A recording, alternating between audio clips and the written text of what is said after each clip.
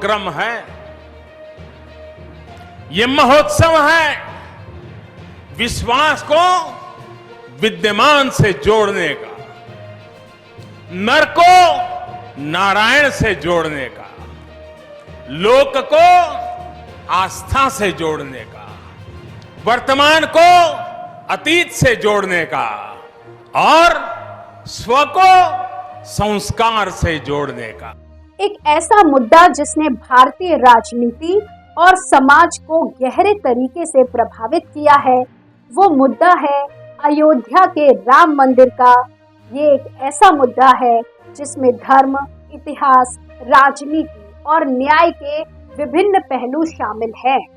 आज हम इस मुद्दे को विस्तार से समझने की कोशिश करेंगे, जिसमें कांग्रेस, भाजपा, विश्व हिंदू परिषद, मुस्लिम पर्सनल लॉ बोर्ड और सुप्रीम कोर्ट के बीच एक लंबा और जटिल संघर्ष शामिल है। नमस्कार, आप देख रहे हैं राम मंदिर अयोध्या में राम जन्मभूमि के स्थान पर बनाया जा रहा एक हिंदू मंदिर है, जहां रामायण के अनुसार हिंदू धर्म के भगवान विष्णु के अवतार भगवान श्री राम का जन्म स्थान है। इस स्थान पर पहले एक मस्जिद थी, जिसे बाबरी मस्जिद के नाम से जाना जाता था, जिसे मुगल शासक बाबर के सेनापति मीर बाकी ने 1528 में एक हिंदू मंदिर को तोड़कर बनाया था। इस मुद्दे को लेकर हिंदू और मुस्लिम समुदायों के बीच एक तनावपूर्ण और अस्थिर रिश्ता बना है, जिसमें धर्म, इतिहास, राजनीति और न्याय के विभिन्न पहलू शामिल हैं। इस विवाद का इतिहास बहुत पुराना है। जब से बाबरी मस्जिद का निर्माण हुआ था, हिंदुओं का दावा है कि मस्जिद के नीचे एक राम मंदिर था, जिसे मुस्लिम आक्रमणकारियों ने तोड़ दिया था। मुस्लिमों का दावा है कि मस्जिद का निर्माण एक खाली स्थान पर हुआ था और उन्हें उसका अधिकार है। इस विवाद को सुलझाने के लिए कई बार न्यायिक और सामाजिक प्रयास किए गए, लेकिन कोई भी समाधान नहीं मिला। 1949 में जब अज्ञात लोगों ने मस्जिद के अंदर राम की मूर्तियां रख दी, तब से विवाद तेज हो गया। 1950 में एक हिंदू ने अदालत में याचिका दायर की कि उसे मस्जिद के अंदर पूजा करने की अनुमति दी जाए। 1959 में सुन्नी वक्फ बोर्ड ने भी अदालत में याचिका दायर की कि उन्हें मस्जिद का प्रबंधन करने का अधिकार दिया जाए। 1961 में निर्मोही अखाड़ा ने भी अदालत में याचिका दायर की कि उन्हें राम जन्मभूमि का पुजारी माना जाए। 1986 में एक फैजाबाद के जज ने आदेश दिया कि मस्जिद के दरवाजे खोले जाएं और हिंदुओं को पूजा करने की अनुमति दी जाए। इससे मुस्लिमों में आक्रोश फैला और वे इस आदेश के खिलाफ अपील करने के लिए सुप्रीम कोर्ट गए। 1989 में विश्व हिंदू परिषद ने राम मंदिर के निर्माण का शुभारंभ किया और एक शिलान्यास समारोह का आयोजन किया।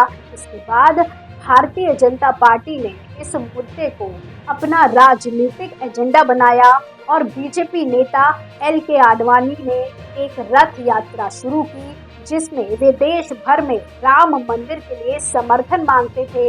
इस यात्रा के दौरान कई जगहों पर हिंदू और मुस्लिमों के बीच हिंसा भड़की, जिसमें कई लोग घायल हुए और मारे गए। 1992 में विश्व हिंदू परिषद ने एक कार्यक्रम का आयोजन किया, जिसमें वे राम मंदिर के लिए शिला पूजन करने का इरादा रखते थे। इस कार्यक्रम में लगभग 1.5 लाख से अधिक कार्यकर्ता शामिल हुए, जो बाबरी मस्जिद के आसपास जुटे। इस दौरान कुछ कार्यकर्ताओं ने मस्जिद के दरवाजे तोड़े और अंदर घुसकर मस्जिद को ध्वस्त कर दिया। इस हिंसक कार्य को देखकर मुस्लिमों में गुस्सा भड़क उठा।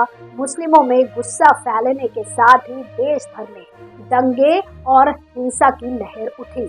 इसमें करीब 2000 से ज्यादा लोग मारे गए और हजारों लोग घायल हुए। इस घटना के बाद केंद्र सरकार ने उत्तर प्रदेश में राष्ट्रपति शासन लगाया और विवादित भूमि को अपने अधिकार में ले लिया। सुप्रीम कोर्ट ने भी इस मामले में रोक लगाई और कहा कि वहां कोई भी निर्माण कार्य नहीं होगा। जब तक कि अदालत का फैसला नहीं आता। इस मामले की जांच के लिए केंद्र सरकार ने निबरहान आयोग का गठन किया, जिसे 1993 में गठित किया गया था और जिसे 17 बार बढ़ाया गया था। आयोग ने 2009 में अपनी रिपोर्ट सरकार को सौंपी, जिसमें उन्होंने 68 लोगों को जिम्मेदार ठहराया, जिनमें भाजपा और बीएचपी के कई वरिष्ठ नेता शामिल थे। आयोग ने ये भी कहा कि ये एक पूर्व नियोजित साजिश थी, जिसमें राजनीतिक दलों, संगठनों और व्यक्तियों का हाथ था। इसके अलावा इलाहाबाद हाई कोर्ट ने भी इस मामले की सुनवाई शुरू की, जिसमें विभिन्न पक्षों ने अपने दावे और सबूत पेश किए। 2010 में हाई कोर्ट ने अपना फैसला सुनाया, जिसमें उन्होंने विवादित भूमि को 3 भागों में बांटा, जिनमें से एक भाग रामलला का, एक भाग सुन्नी वक्फ बोर्ड का और एक भाग निर्मोही अखाड़ा को दिया गया। इस फैसले से कोई भी पक्ष संतुष्ट नहीं था और सभी ने सुप्रीम कोर्ट में अपील की। सुप्रीम कोर्ट ने 2019 में इस मामले की सुनवाई पूरी की और 9 नवंबर को अपना फैसला दिया। सुप्रीम कोर्ट ने रामलला को विवादित भूमि का पूरा अधिकार दिया और सुन्नी वक्फ बोर्ड को अयोध्या में किसी अन्य जगह पर 5 एकड़ भूमि देने का आदेश दिया। सुप्रीम कोर्ट ने यह भी कहा कि बाबरी मस्जिद का विध्वंस एक गंभीर अपराध था और उसकी जांच जारी रहेगी। सुप्रीम कोर्ट के फैसले के बाद केंद्र सरकार ने राम मंदिर निर्माण के लिए एक ट्रस्ट का गठन किया, जिसका नाम श्री राम जन्मभूमि तीर्थ क्षेत्र है।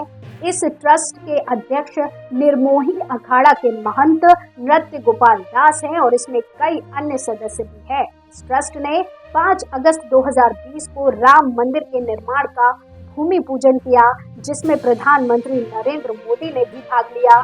इस तरह इस विवाद को एक न्यायिक और सामाजिक ढंग से समाधान करने का प्रयास किया गया। राम मंदिर का निर्माण एक ऐसा मुद्दा है जिसने भारत के राजनीतिक, सामाजिक और धार्मिक चेहरे को बदल दिया है। इस मुद्दे ने भारत की सेक्युलर और बहुधर्मीय पहचान को चुनौती दी है और देश के विभिन्न समुदायों के बीच समझौता और सहयोग की आवश्यकता को उभारा है। इस मुद्दे ने भारत की राजनीति में भी एक नया दौर शुरू किया है, जिसमें भारतीय जनता पार्टी ने अपनी हिंदुत्ववादी नीति के आधार पर देश की सबसे बड़ी पार्टी बनी है।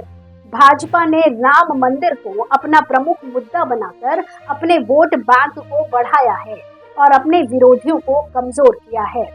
भाजपा ने अपने नेतृत्व में देश की 2 सरकारें लगातार बनाई है और अब तीसरी बार भी सत्ता में आने की तैयारी में है। इन सभी बातों का निष्कर्ष यही है कि भारतीय समाज और राजनीति को एक नई दिशा देने के लिए सभी पक्षों को साझा भावनाओं और समाधान की ओर काम करने की आवश्यकता है। ये एक नया अध्याय हो सकता है भारत के इतिहास में, जहां हम अपनी भिन्नताओं को मान्यता देते हुए एकता की ओर कदम बढ़ाते हैं।